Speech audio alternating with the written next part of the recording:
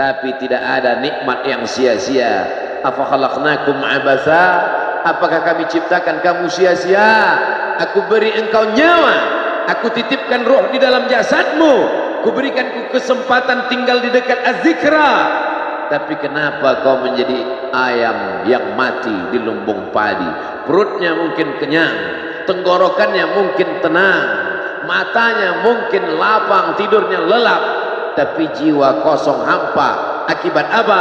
Akibat tidak diisi dengan zikir, tidak diisi dengan baca Quran, tidak diisi dengan muhasabah, tidak diisi dengan meneteskan air mata, tidak diisi dengan duduk bersama ulama, tidak diisi dengan sholat berjamaah, tidak diisi dengan kajian-kajian. Sesungguhnya setiap kita datang ke dunia ini sudah membawa benih. Tidak ada yang lahir ke dunia ini kosong hampa. Jadi kalau ada bapak-bapak yang diceramahi oleh orang motivator atau siapapun dia, mari isi anak kita dengan Islam, mari isi anak kita dengan iman.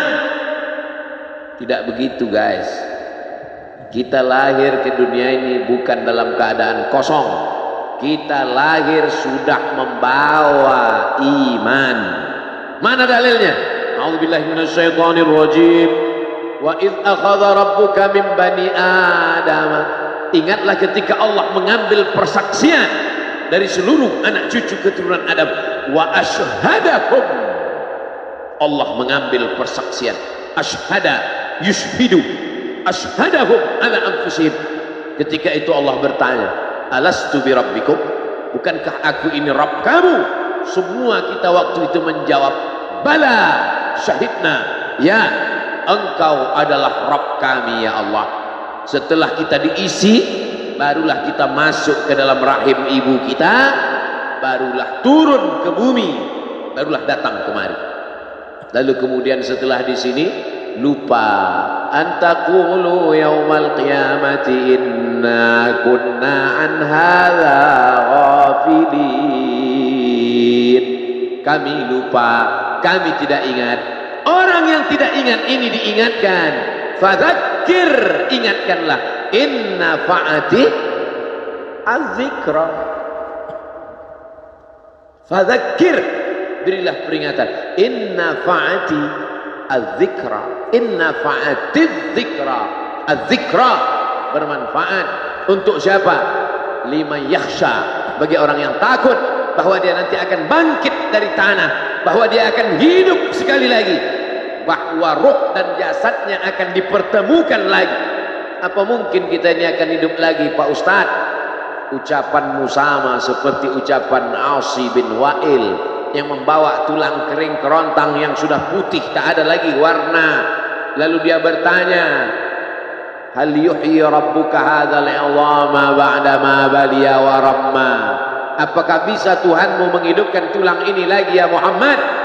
Nabi sallallahu alaihi wasallam diam sampai Jibril datang membawakan jawaban. Qul yuhyiha allazi ansha'aha awwala marrah. Katakan ya Muhammad sallallahu alaihi wasallam kepada Asi bin Wa'il yang tak percaya bahwa tulang itu akan hidup sekali lagi. Yuhyiha allazi ansha'aha awwala marrah. Dia yang menciptakan tulang itu sebelum ada menjadi ada, sekarang setelah ada dibuatnya menjadi tidak ada, akan dikembalikannya lagi menjadi ada.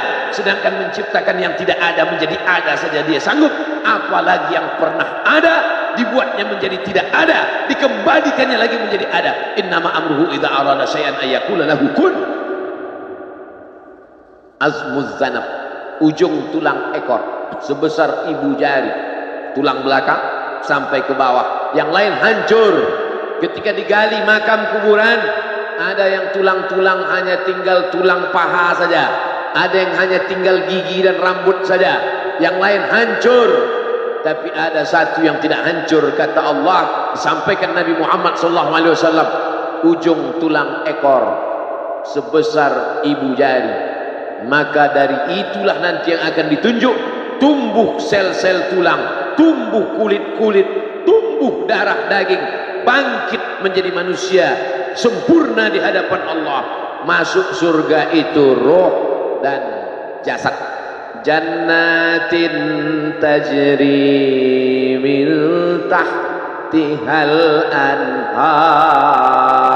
Sungai, air sungai dengan gemericiknya masuk kaki ke dalam air sungai, itu adalah jasad. Kulit menyentuh air sungai terasa dinginnya, itu jasad. Zamharira adalah cahaya matahari yang tidak tembus ke bawah. Kenapa cahaya matahari tidak tembus? Karena ada ranting-ranting kayu yang saling terkait satu dengan lain, sehingga kalau duduk di bawah maka cahaya matahari tidak tembus ke bawah. Itu jasad. Maka yang masuk surga itu adalah roh dan jasad menurut Ahlus Sunnah wal Jamaah. Kalau masuk surga cuman roh, saya nggak mau. Mimpi masuk surga. Abdul Somad akan masuk surga beserta roh dan jasad, kembali sempurna. Makanya kata Nabi, la yadkhulul jannata ajuz, tak masuk surga orang tua. Menangis semua orang tua, sedih karena tak masuk surga. Nabi tersenyum, kata Nabi, bukan kamu tua tak masuk surga, kamu akan kembali muda usia belia 30, 31, 32, 33. Karena masuk surga itu adalah orang-orang muda, anak-anak muda yang bisa menikmati dunia. Begitulah mereka masuk ke dalam surga. Apa makna ucapan Nabi itu? Roh dan jasad masuk ke dalam surga Allah. Lagi-lagi kita sedang diajarkan keseimbangan, bahwa kita lahir membawa iman, tapi iman ini bisa mati. Benih letakkan di tanah pasir kering kerontang, tidak disiram, mati dia, kering. Bagaimana menghidupkannya? Dihidupkan dia dengan ilmu. Tidak ada majelis ilmu yang paling banyak untuk saat ini. Majelis ilmu di Az-Zikra, semua ustadz didatangkan kemari. Ustadz Tengku Zulkarnain, Abah Raud tidak usah disebut lagi, memang beliau guru dari almarhum, Masya Allah tabarakallah. Lalu kemudian para masyaikh, Ustadz Adi Hidayat, Buya Yahya, tak dapat disebutkan satu persatu, Kiai Haji Abdullah Gimnastiar, para alim ulama, alumni Al-Azhar Mesir, alumni dari Yaman, Tarif Hadramaut, Darul Mustafa, Rubat Tarif, berdatangan kemari semua. Majelis ilmu. Lagi-lagi ayam mati di lumbung padi. Apa sebenarnya yang terselip dari peribahasa itu? Iman mati karena tidak disirami dengan ilmu. Ilmu. Datang seorang jamaah menemui saya, Ustadz Somad, saya kena penyakit insomnia, gak bisa tidur malam. Jam 2 malam mata saya masih berkedip-kedip. Bismika Allahumma ahya wa amut, gak mempan. Sebabnya apa Pak? Sebabnya saya beli tanah. Setelah beli tanah, tanam kelapa sawit, dipupuk, dijaga, 3 tahun berbuah. Pas mau dipanen, sudah dipanen orang duluan. Ternyata tanahnya bermasalah, dibawa ke pengadilan, dia yang menang. Akhirnya sampai jam 2 malam gak bisa tidur. Apa yang terlintas dalam pikiran? Kenapa beli tanah, kenapa tanam sawit, kenapa beli tanah, kenapa tanam sawit, kenapa diambil orang, kenapa dulu gak ternak ikan aja, kenapa gak ternak puyuh. Berbulan-bulan gak bisa tidur. Akhirnya pergi ke psikiater. Pak psikiater, ya saya sudah 2 bulan gak tidur Pak psikiater. Akhirnya Pak psikiater buat resep. Ini obatnya, yang ini dimakan sebelum makan, yang ini dimakan setelah makan, yang ini 3 kali, yang ini 2 kali. Akhirnya memikirkan resep itu, makin gak bisa tidur. Dimakan, tertidur. Dosisnya habis, terbangun. Kenapa beli tanah, kenapa tanah? Setelah dimakan, muncul masalah baru. Terlalu banyak makan obat, terjadi kekacauan tubuh. Akhirnya kena buah pinggang, muncul masalah baru. Sampai akhirnya saya ketemu MP3 Ustadz. Saya dengarkan sebelum tidur malam. Begitu saya dengar, saya itu tidur. Makanya saya tidak marah kalau ada jamaah itu tidur. Itu menunjukkan jiwanya tenang. Karena dia tidak kena penyakit insomnia. Orang Amerika, orang Eropa, mobilnya mewah, apartemennya cantik, rumahnya megah, duitnya banyak, dolarnya bejibun, nggak bisa tidur karena masalah hidup dunia. Kita naik angkot kelewatan gang. Itu menunjukkan apa? Di mana letak ketenangan itu? Huwallazi anzala sakinata fi qulubil mu'minin. Dia yang menurunkan ketenangan ke dalam hati orang yang beriman. Oleh sebab itu maka iman ini mesti disiram dengan ilmu. Majelis ilmu adalah majelis zikir. Majelis ilmu adalah majelis turunnya rahmat dan barakah. Majtama'a qaumun fi baitin min buyutillah. Sekelompok orang berkumpul di rumah Allah, yatsluna kitab Allah, membaca ayat-ayat Allah, wa yatadarasunahu fima bainahum, mengkaji isinya. Nazalat alaihimus sakinah, turun ketenangan.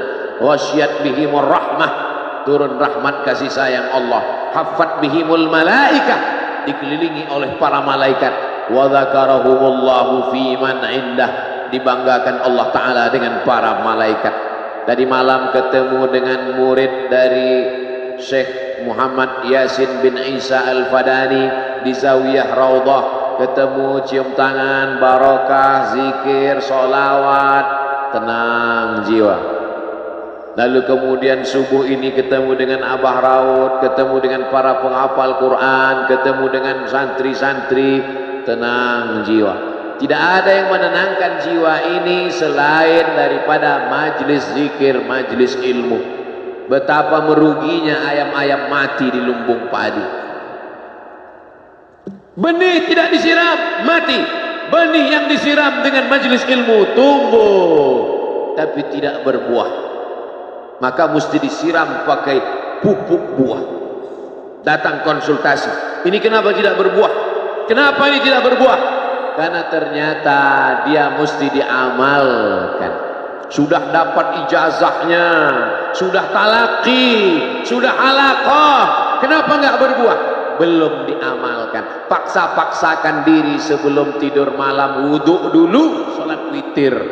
Paksa-paksakan diri bangun malam, tahajud. Paksa-paksakan diri siang, sholat qabliyah, sholat ba'diyah. Paksa-paksakan diri pagi, sholat duha. Paksa-paksakan diri, sholat subuh berjamaah. Barulah dia berbuah. Kalau dia tidak berbuah, dia hanya sekedar pokok kayu yang hanya membuat sampah saja. Tapi paling tidak tempat orang bernaung di bawah ketika panas. Tapi manfaatnya tidak sesuai, karena yang ditunggu itu buahnya. Masa pohon kayu rindang besar tidak berbuah, sementara semangka yang kecil buahnya besar? Oleh sebab itu maka mesti berbuah. Benih disiram, berbatang, berputih, berbuah. Buahnya ranum, cantik dan indah. Begitu dibelah tak bisa dimakan. Kenapa? Ulat semua isinya. Oleh sebab itu mesti dijaga. Benihnya disiram. Apa yang bisa menjaga ini? Diprotek dia. Kenapa apel tidak dimakan ulat? Bukan karena ulat tidak sanggup beli apel, tapi karena disemprot pestisida. Ulat tahu ini ada pestisidanya, maka dia tidak makan. Kita nggak tahu, dimakan. Ikan asin tidak dikerubungi lalat. Tidak ada satupun lalat yang hinggap di ikan asin. Kenapa? Karena lalat tahu ikan asinnya pakai formalin. Manusia nggak tahu. Pintar mana manusia dari lalat? Jangan jawab. Akhirnya orang makan, menumpuklah pestisida dan formalin dalam darah. Apa namanya? CANCER, cancer. Karena dia tidak larut dalam tubuh. Yang lain-lain larut. Makanan-makanan larut menjadi energi, menjadi sampah, dibuang menjadi kotoran. Sama seperti daun, kalau jatuh ke tanah larut menjadi pupuk. Tapi plastik tidak larut, maka plastik sampah bertebaran. Oleh sebab itu maka ini mesti dijaga. Apa yang bisa menjaga buah apel supaya tidak berulat? Jagalah dia dengan ikhlas. Kamu kenapa nggak ke masjid?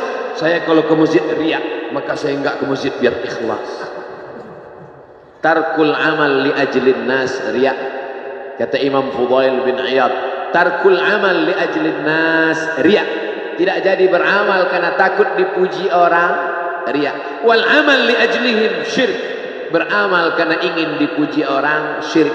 Kenapa kamu nggak pakai sorban? Takut dipuji orang, riya. Pakai saja sorban anak, jangan takut dipuji orang. Pakai sorban, yakinkan dirimu. Baik, Ustaz kenapa nggak pakai sorban? Ada masanya nanti. Tarkul amal li ajlin nas, riya. Tapi beramal, tapi saya nggak tahan Pak Ustaz, dipuji orang. Luruskan, karena pujian pasti akan selalu datang. La'atiyannahum min baini aydihim wa min khalfihim wa an aymanihim wa an syama'ilihim. Datang dari depan, dari belakang, dari kanan, dari kiri, dari dalam. Alladzi yuwaswisu fi sudur, dari dalam, dari depan, dari belakang, dari kanan, dari kiri, dari dalam, dari dua aspek, minal jinnati wan nas, dari yang zahir, dari yang batin, berdatangan dia. La ughwiyannakum, aku akan goda anak cucu Adam. Sampai kapan? Madamat arwahuhum fi ajsadihim, selama roh masih bersemayam dalam jasad, selama masih hidup, dia terus menggoda. Kapan kita berhenti dari godaan ini? Nanti setelah terbaring, terbujur kaku, bahkan sampai mau sakaratul maut pun dia tetap menggoda. Itulah makanya orang berzikir tidak bisa digoda waktu sakaratul maut. Kenapa? Karena la ilaha illallah akan terngiang di telinganya. Subhanallah walhamdulillah wa la ilaha illallah wallahu akbar.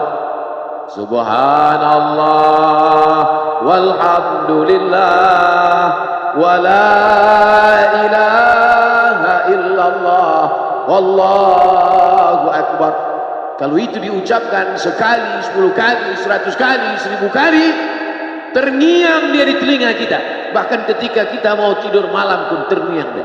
Bahkan ketika kita mengigau di tengah malam pun itu yang terngiang. Maka saat mau sakaratul maut pun itu juga yang akan datang. Apa yang kau ucapkan, apa yang kau dengar, apa yang kau pikirkan, apa yang kau renungkan, itu yang akan datang waktu sakaratul maut. Seorang bapak sudah divonis dokter, panggil istrinya, panggil anaknya, bawa ini ke rumah, nunggu malaikat maut datang. Sudah nggak ada obat. Bapak sudah koma, nggak sadar-sadar di rumah sakit. Kalau tetap dipertahankan di ruang ICU, hanya ngabiskan uang saja. Dokter kasihan dengan keluarga, bawa ini pulang. Karena kalau dibawa pulang pasti mati. Begitu mau dibawa pulang, matanya terbuka, sadar dia. Sadar. Ketemu sama saya tanya, apa yang membuat bapak sadar? Waktu saya sedang koma itu datang Abdul Somad. Terus apa kata Abdul Somad itu? Nanya kapan tablik akbar. Akhirnya saya terbangun. Kapan tablik akbar? Saya terbangun, saya pulang ke rumah, saya kumpulkan panitia buat tablik akbar. Datang. Saya heran, kok bisa saya yang datang waktu itu? Saya mencoba menganalisa, kenapa waktu dia koma itu saya datang. Saya tanya, Bapak kalau di rumah ada nonton YouTube? Ada. YouTube siapa? Abdul Somad. Oh. Dari rumah ke tempat kerja, dengar MP3 radio, enggak radio Pak Ustaz, MP3, suara iya. Suara siapa? Ceramah Abdul Somad. Baru saya connect. Ternyata apa yang sering didengar, apa yang sering ditonton, apa yang sering dipikirkan, itulah yang akan datang ketika kita kok. Hati-hati yang suka sinetron Korea. Hati-hati yang suka Bollywood. Itu yang akan datang nanti waktu kau koma. Saudara yang dimuliakan, saya tidak nakut-nakuti, cerita aja. Tapi yang ketiga, subhanallah, bukan subhanallah, astaghfirullahalazim, astaghfirullahalazim, astaghfirullahalazim, astaghfirullahalazim, Astaghfirullahalazim, astaghfirullahalazim, astaghfirullahalazim, astaghfirullahalazim, astaghfirullahalazim, astaghfirullahalazim, astaghfirullahalazim, astaghfirullahalazim, astaghfirullahalazim, astaghfirullahalazim, astaghfirullahalazim, astaghfirullahalazim, astaghfirullahalazim, astaghfirullahalazim, astaghfirullahalazim, astaghfirullahalazim. Mudah-mudahan saat kita akan sakaratul maut, itulah yang akan datang betul. Waktu saya melantunkan astaghfirullahalazim dengan irama itu, siapa yang terbayang tuh? Ustaz Al-Mukarram Sa'arifin. Almaru ma'aman ahab. Orang akan tetap selalu bersama. Tetap selalu bersama.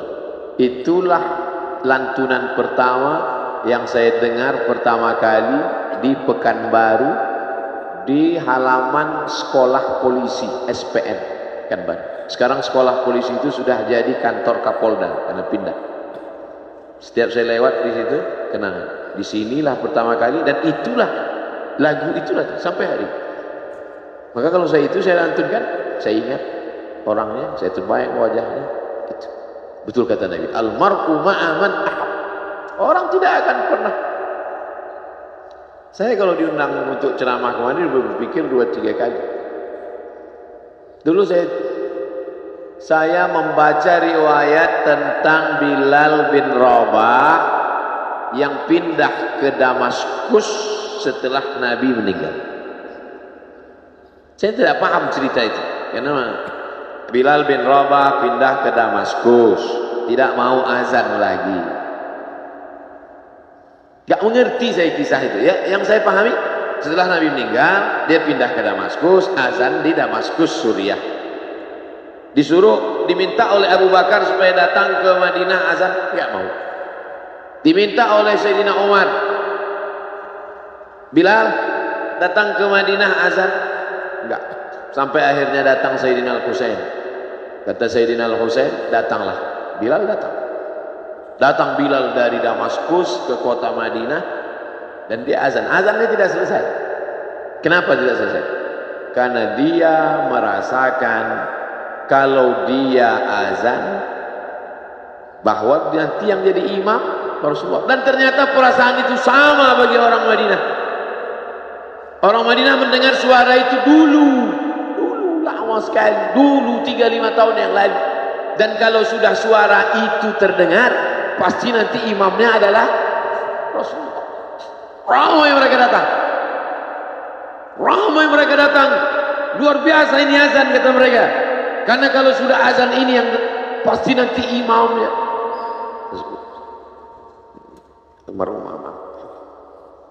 Al-Fatihah.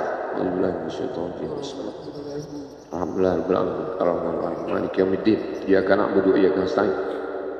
Ihdinas siratal mustaqim, siratal ladzina an'amta 'alaihim ghairil maghdubi 'alaihim waladdallin. Amin. Allahumma ighfir lahu warhamhu wa'afihi wa'fu anhu wa akrim nuzulahu wa wasi' madkhalahu واغسله بالماء والثلج والبرد ونقه من الخطايا كما ينقى الثوب الأبيض من الدنس وأبدله دارا خيرا من داره وأهلا خيرا من أهله وقه من فتنة القبر وعذاب النار.